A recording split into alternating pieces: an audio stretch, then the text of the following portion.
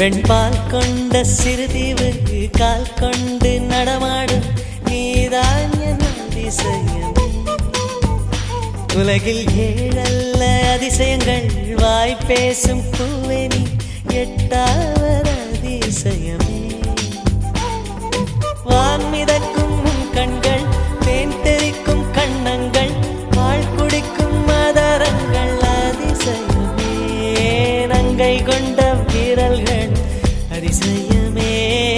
நகம் என்ற கிரீடம் அதிசயமே. அசையும் வளைவுகள் அதிசயமே. கல் தோன்றி மண் தோன்றி கடல் தோன்றும் முன்னாலே உண்டான காதல் அதிசயம்.